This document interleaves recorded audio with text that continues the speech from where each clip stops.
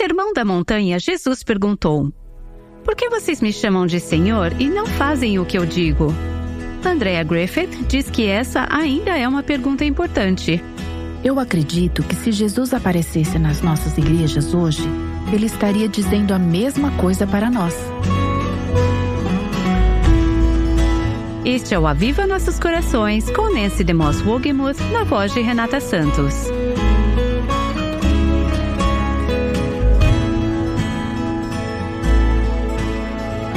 Hoje iniciamos uma nova série, O Poder de Deus para Avivar um Coração. Vamos ouvir a história de uma jovem que parecia ser um membro fiel da igreja. Eventualmente, no entanto, suas ações revelaram o seu coração pecaminoso. Eu acredito que a história que vamos ouvir nos próximos dias trará esperança para qualquer pessoa que esteja batalhando com amargura ou culpa por pecados do passado. Vamos ouvir uma mensagem da minha amiga Andrea Griffith. Andrea serviu por vários anos na equipe do Ministério Life Action, que foi a organização mãe do Aviva Nossos Corações. Seu marido Trent é agora o pastor da Harvest Bible Chapel, na área de South Bend, Indiana. Andrea palestrou na conferência Revive 15, Mulheres Ensinando Mulheres. Ao ouvir o testemunho da Andrea, reflita se você tem uma história que poderia compartilhar, assim como a Andrea compartilhou a dela. O Senhor poderia usar a sua história se você a compartilhasse com os outros? Vamos ouvir a história sobre o poder de Deus para avivar um coração. Andrea está começando com o Salmo 103. Bendiga o Senhor a minha alma. Bendiga o Senhor todo o meu ser. Bendiga o Senhor a minha alma. Não esqueça nenhuma de suas bênçãos. É Ele que perdoa todos os seus pecados e cura todas as suas doenças, que resgata a sua vida da sepultura e o coroa de bondade e compaixão, que enche de bens a sua existência, de modo que a sua juventude se renova como a águia. Quero contar hoje como Deus fez cada uma dessas coisas na minha vida. Cresci em um lar cristão. Meu pai era diácono e professor de escola dominical. Minha mãe estava sempre ao lado dele. Eu achava que tinha feito uma oração de salvação quando tinha 6 anos de idade. Lembro-me de caminhar pelo corredor da igreja. Lembro-me de me encontrar com o pastor. Ele conversou comigo e se certificou de que eu entendia e acreditava em tudo o que estava dizendo. Mas nunca percebi realmente uma mudança na minha vida. Acho que sempre pensei, bem, quando se tem 6 anos, não há muita coisa para se arrepender. Não há muita coisa para mudar.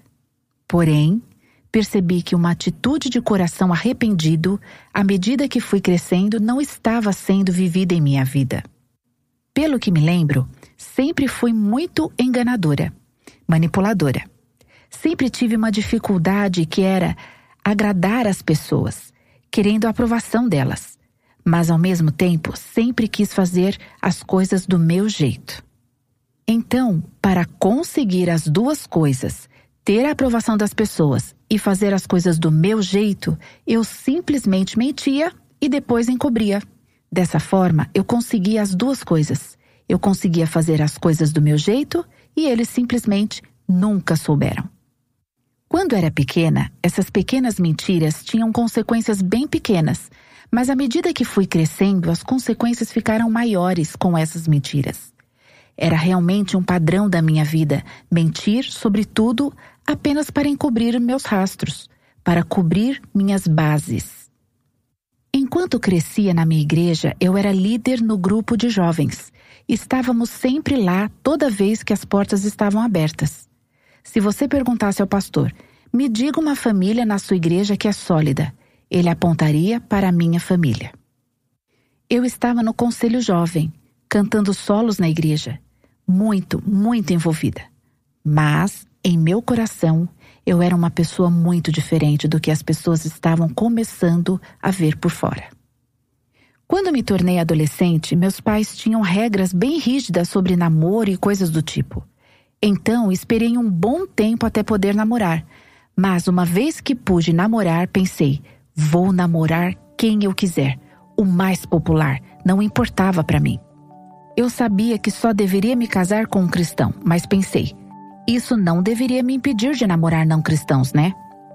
Então, no meu 3º ano do ensino médio, havia um cara em particular em quem eu realmente tinha interesse. Ele não cresceu em um lar cristão. Ele não cresceu em uma família cristã. Ele não conhecia a palavra de Deus como eu conhecia. À medida que começamos a namorar, comecei a me envolver com ele em imoralidade.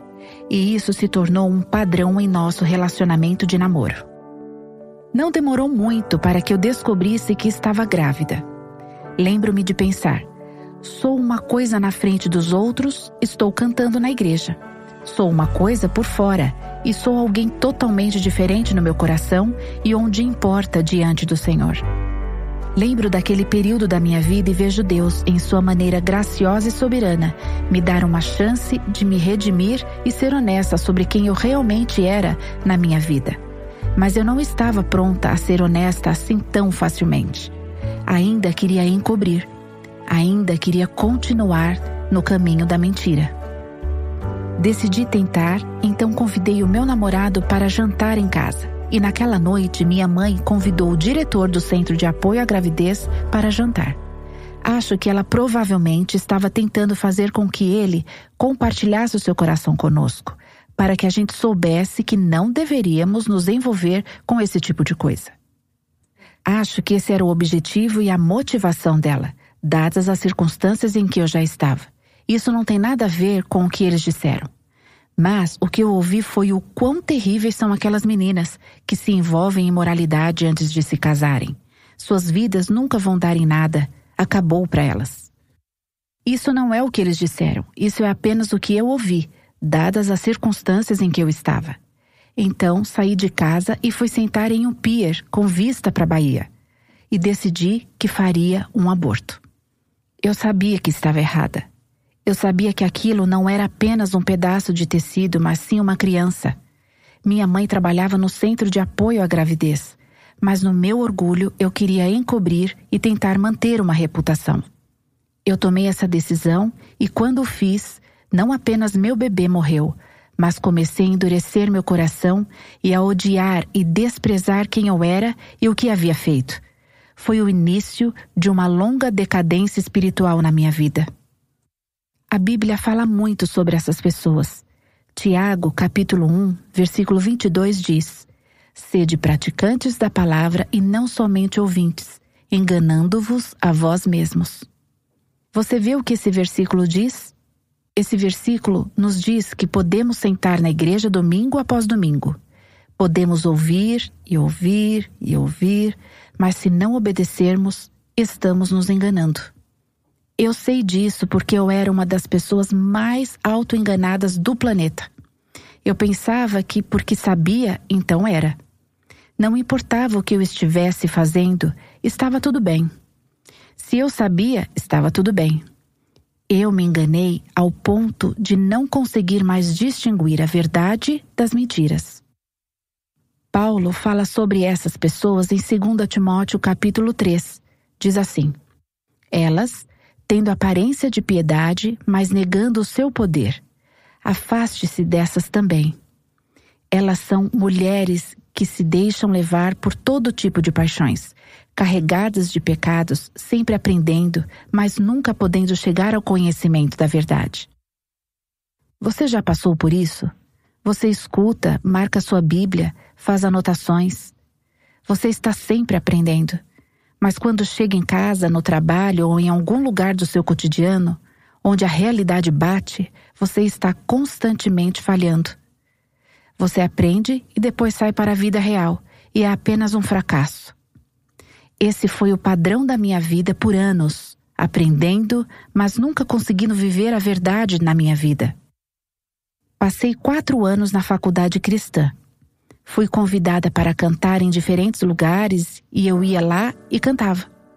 Estava envolvida em estudos bíblicos no ministério universitário da minha faculdade. Estava em um pequeno grupo no qual havia pedido para participar e eu me saía muito bem com o Senhor por um tempo. Depois, voltava ao pecado da imoralidade. Na faculdade, comecei a beber. Eu tentava me reerguer pelos meus próprios esforços e viver a vida cristã. E depois, fracassava novamente. Esse foi o ciclo da minha vida por anos. breve eu me formaria na faculdade com um diploma em música e não tinha a mínima ideia do que faria com ele. Meus pais tinham acabado de participar de um evento de 2 semanas no Ministério Life Action, onde vários jovens missionários viajam ao redor do país, visitando igrejas onde cantam, pregam e promovem o avivamento. Então, voltei para casa no Natal e disse: não sei o que farei com esse diploma. Meu pai disse: por que você não faz uma audição para este ministério? Eu sei que você adoraria cantar e viajar com eles. Fiz a audição para Life Action e vejo a mão soberana de Deus abrindo a porta para mim, um lugar onde eu realmente poderia receber ajuda e me encontrar com ele.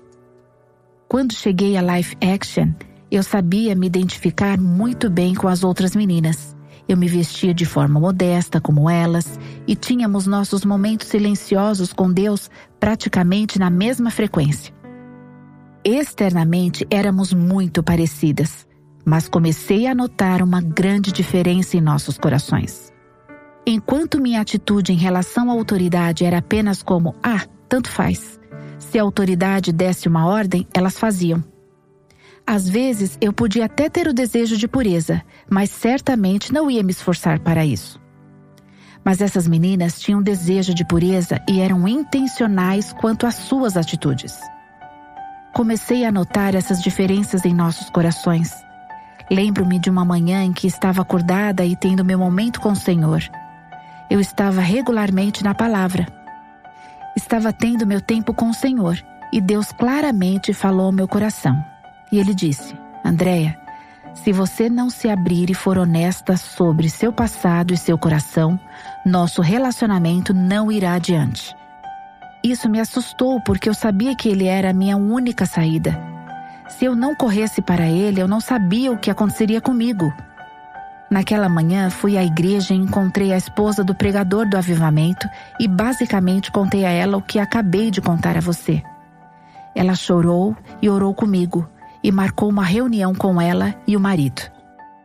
Na primeira vez que me encontrei com eles, Deus e esse homem literalmente me pressionaram contra a parede, apenas com as perguntas que ele fazia e as escrituras que ele citava. Ele de fato me pressionou contra a parede. E sabe de uma coisa? Eu precisava disso, porque eu era um as na mentira e sempre conseguia me esquivar das situações.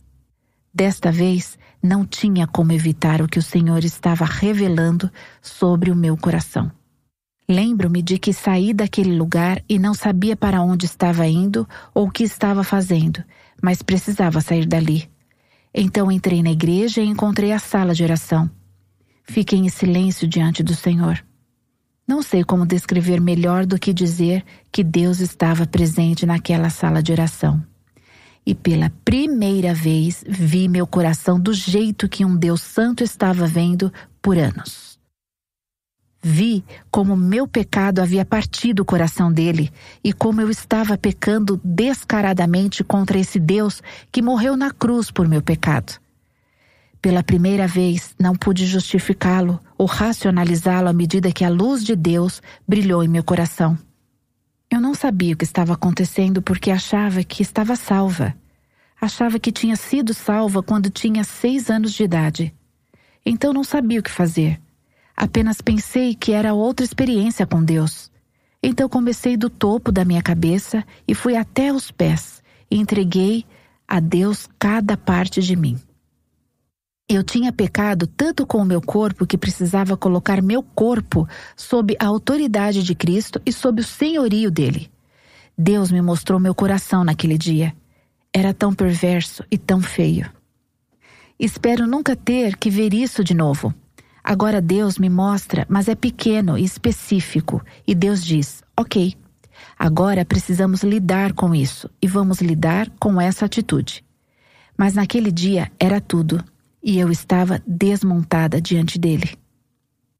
Lembro-me de ficar naquela sala de oração por horas. Cheguei lá por volta das 14h30. Perdi nossa reunião de equipe às 16h. Perdi o jantar, perdi o culto. Não vi o tempo passar quando estava naquela sala, chorando diante do Senhor, ao passo que Ele trazia situação após situação à minha mente. Saí da sala de oração naquele dia, fui para a casa dos anfitriões, onde estava hospedada, e dormi como uma pedra.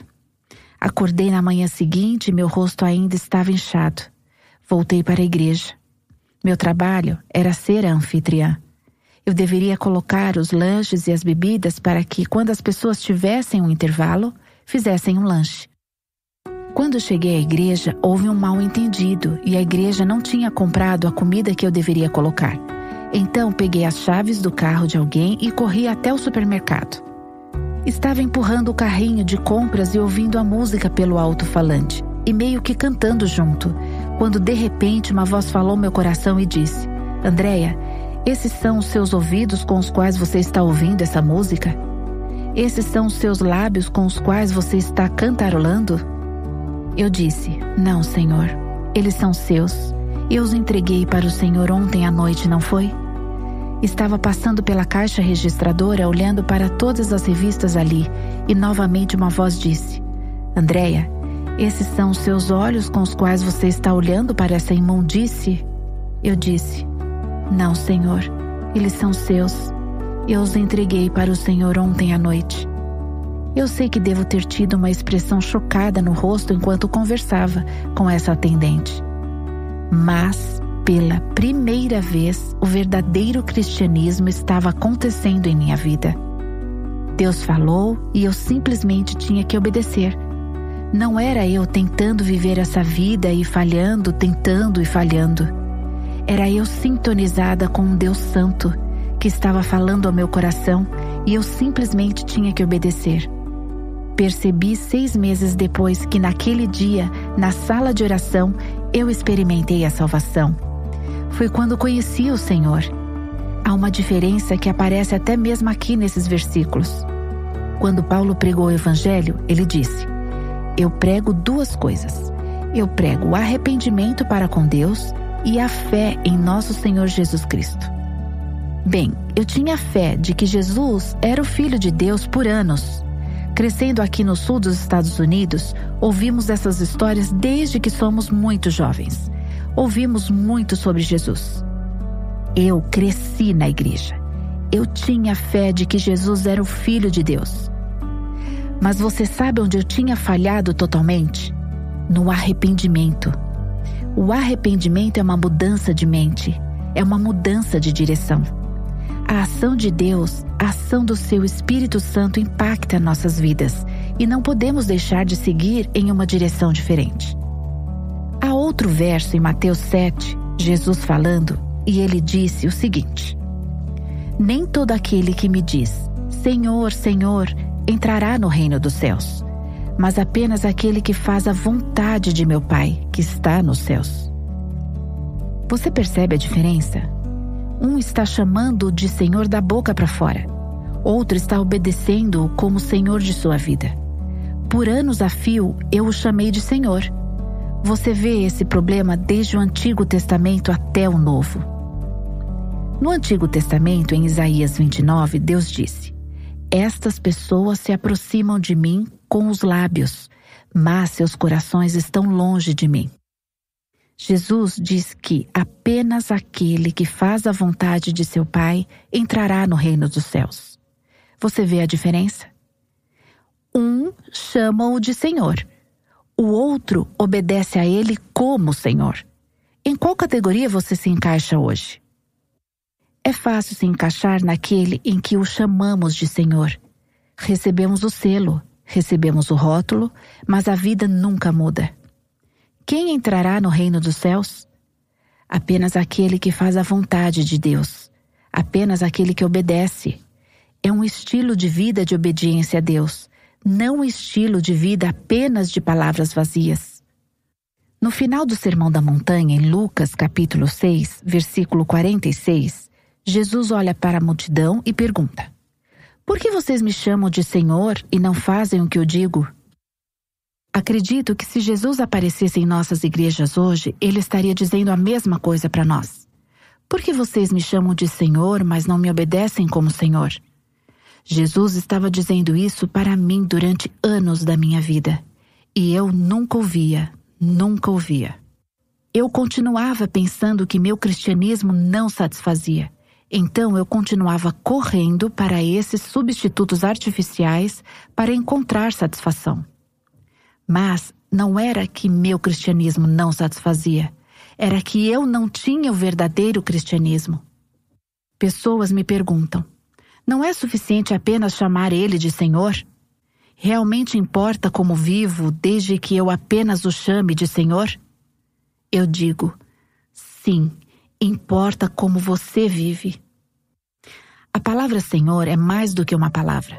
Indica um relacionamento, sua posse total de mim e minha total submissão a Ele. Isso é salvação. Isso é Ele sendo o Senhor de nossas vidas. Depois que conheci o Senhor, tudo na minha vida mudou. Eu não conseguia me saciar da palavra de Deus. A palavra literalmente saltava para mim. Há uma citação que diz: sua palavra tem mãos, ela me agarra. Tem pés, ela corre atrás de mim. Isso começou a acontecer na minha vida. E isso ainda acontece quando estou com o Senhor em sua palavra. Estamos ouvindo a história de Andrea Griffith. Talvez você possa se identificar com parte do testemunho dela. Você é boa em manter as aparências, mas nunca entregou totalmente sua vida ao Senhor? Espero que você faça o que a Andrea fez. Seja honesta sobre o seu pecado, confesse-o ao Senhor e encontre alguém em sua igreja que possa ajudá-la a crescer. Nos próximos dias, Andrea nos mostrará o processo que o Senhor a levou após aquele momento inicial de entrega. Ela precisava limpar sua consciência, precisava dar e receber perdão, precisava abraçar um estilo de vida de santidade. Não é apenas a Andrea, todas nós precisamos passar por essas etapas. Eu escrevi sobre esse processo em um livro de estudos chamado Buscando a Deus, Desfrute a Alegria do Avivamento Pessoal. Gostaria de encorajá-la a obter uma cópia e se aprofundar nesse processo em seu tempo devocional. Esta será uma ótima oportunidade para permitir que Deus avalie seu coração e abraçar a entrega e o quebrantamento de uma maneira completamente nova, experimentando a liberdade que vem de se acertar com Deus e com os outros também. Buscando a Deus é um estudo de 12 semanas que você pode fazer sozinha, ou melhor ainda, com um grupo de amigas que desejam experimentar essa realidade de ressurreição pessoal junto com você. Adquira uma cópia do livro de estudos Buscando a Deus no site do Aviva Nossos Corações. Oro para que você comece o processo como Andrea fez, buscando o Senhor e experimentando a alegria de permitir que Deus avive o seu coração. Visite o nosso site www.avivanossoscoracóis.com e encomende já sua cópia. Andrea estará de volta amanhã para nos contar sobre o próximo passo em sua jornada. A outra coisa que Deus queria fazer na minha vida era me dar uma consciência limpa. Ter uma consciência limpa basicamente significa poder dizer que não há ninguém que eu tenha machucado ou prejudicado a quem eu não tenha pedido perdão. Agora, minha lista de pessoas para me acertar para que eu pudesse ter uma consciência limpa era quilométrica. Havia tantas pessoas do meu grupo de jovens para as quais eu precisava ligar e pedir perdão. Tinha os professores na faculdade que eu precisava ligar e pedir perdão por ter colado na prova. Meus pais, eu tinha conversado com eles sobre todo o meu passado, mas agora eu tinha um melhor entendimento de como os tinha machucado e tive que ligar e pedir perdão a eles. Minha lista de consciência limpa estava em constante evolução e, sinceramente, ainda está. Esse é um exercício diário. Por exemplo, quando Deus coloca alguma pessoa no meu caminho e eu preciso pedir perdão e digo: eu agi de forma muito errada com você. Você pode me perdoar? Na minha família, tive que pedir perdão à minha filha hoje mesmo. Ela disse algo e eu respondi com rispidez. E o Espírito de Deus tocou imediatamente no meu coração. Eu tive que dizer: Brooke, você pode me perdoar, por favor? Minha atitude foi muito errada. É um exercício diário de ter uma consciência limpa diante das pessoas. Não apenas tive que limpar meu passado, mas porque eu era tão boa em mentir, Eu menti o tempo todo. Tive que limpar meu presente também. Então, o que eu fiz é que, se eu mentisse ou exagerasse, olharia diretamente para a pessoa e diria: acabei de mentir para você. Você pode me perdoar? Depois de se humilhar assim, se torna muito mais fácil apenas dizer a verdade. Eu estava mentindo para conseguir a aprovação delas. E se eu tivesse que voltar e dizer que menti, se tornaria muito mais fácil dizer a verdade desde o início. O Aviva Nossos Corações é um ministério em língua portuguesa do Revival Hearts, com Nancy DeMoss Wogemuth, chamando as mulheres à liberdade, à plenitude e à abundância em Cristo.